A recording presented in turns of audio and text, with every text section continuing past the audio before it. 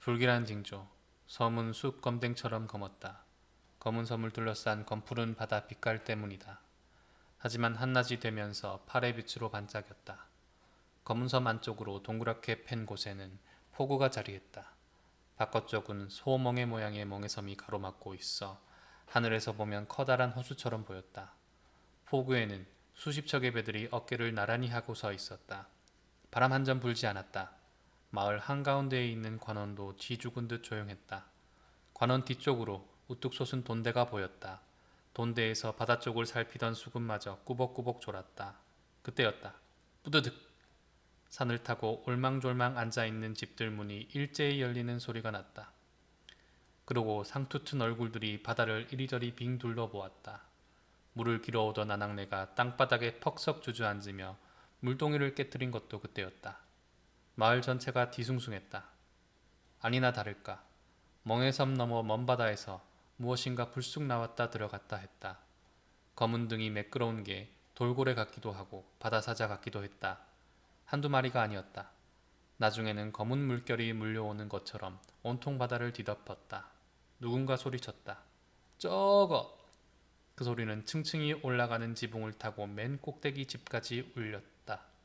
검은섬 사람들이 우르르 폭우로 뛰쳐나왔다. 삽시간에 폭우가 사람들로 가득 차버렸다. 생전 처음 본단 맛이 좋은 징조는 절대 아니여. 모두가 입을 쭉쭉 내밀며 쑥덕댔다. 앞으로 큰 재앙이 닥칠 거라며 새파랗게 질린 얼굴로 벌벌 떨었다.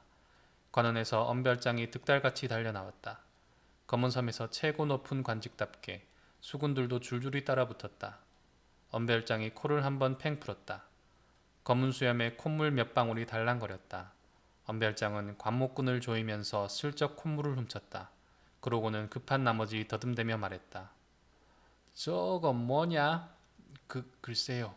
수군들은 머리를 북북 긁어대며 고개만 갸우뚱했다.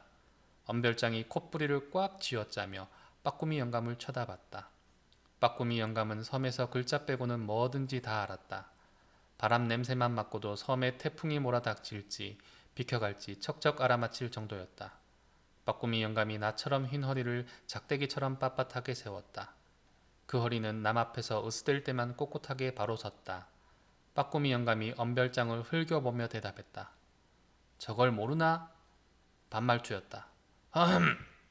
엄별장은 기분이 나빠서 헛기침만 해댔다. 하지만 어쩔 수 없었다. 검은섬에서는 바다에 대해 모르는 게 있으면 바로 체면을 구기기 마련이다. 빠꾸미 영감이 턱을 바짝 치켜들고 말했다. 상경이 떼여 곧 큰 바람이 불 징조란 맛이. 빠꾸미 영감이 곰방대를 손바닥에다 툴툴 두드려댔다. 그러면서도 눈은 엄별장 얼굴을 힐끔힐끔 살폈다.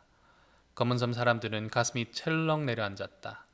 돼지를 닮은 작은 고래떼가 나타났다는 전설을 다들 들어서 알고 있었다. 하지만 고래떼가 출몰한 뒤에 어마어마한 태풍이 몰아닥친다는 얘기는 오늘 처음 들었다. 아이고 어쩌까나. 여기저기서 곡소리가 터져 나왔다. 태풍이 한번 섬을 휩쓸고 가면 온전한 게 없었다. 배는 산산조각 부서지기 일쑤였고 초가지붕은 홀라당 벗겨져 하늘이 훤히 보였다. 허리를 굽혀야 방으로 들어갈 수 있을 정도로 낮은 지붕도 어쩔 수 없었다. 웜에 으짜스까잉. 아이고.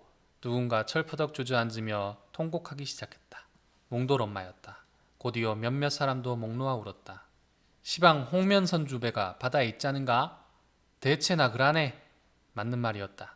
몽돌 아빠는 홍어를 사고 파는 배의 주인이었다. 얼굴이 붉어서 사람들은 몽돌 아빠를 홍면선주라고 불렀다. 몽돌 아빠는 얼마 전에 홍어를 사기 위해 태사도로 떠났다. 예정대로라면 지금쯤 무태다 홍어를 팔고 돌아오는 중일 것이다. 몽돌 아버지 어쩌면 좋다요. 엄마는 10살 배기 몽돌을 안고 서럽게 울었다. 몽돌도 따라 훌쩍거렸다. 2살 더 어린 동생 개돌은 자꾸만 엄마 치마폭으로 숨어 들어갔다. 그때였다. 오호호호. 음산한 웃음소리가 들려왔다. 모두들 등골이 오싹했다. 무당 논녀였다. 논녀는 검은섬에서 가까운 노섬 출신이라 그렇게 불렸다. 노섬은 신을 모시는 당집이 있고 다른 사람들은 얼씬도 못하는 곳이다. 헛소리 작작해. 흐흐흐. 논녀가 날카롭게 빠꾸미 영감을 몰아쳤다. 논녀는 검은섬에서 기세등등하기로 유명했다. 사람들은 아들을 못 낳아도 논녀를 찾아가고 바다에 나간 고깃배가 하루만 늦어도 논녀를 찾아가 싹싹 빌었다. 뭐시여? 빠꾸미 영감이 논녀를 노려봤다. 불길한 기운이 퍼진다 먼저. 오호호호. 논녀도 빠꾸미 영감을 쏘아보며 외쳤다.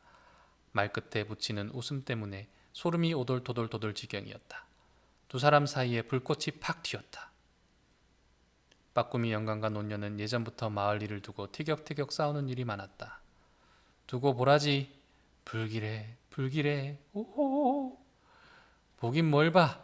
태풍이란 게. 빠꾸미 영감이 곰방대를 허벅지에다 탁탁 두드리며 등을 돌렸다. 그러자 논녀도 들고 있던 부채를 확 펼치며 등을 졌다. 동네 사람들은 어쩔 줄 몰라 허둥댔다. 누구 말도 허투루 들어서는 안 될 입장이기 때문이었다. 사람들도 두 패로 갈라지기 시작했다.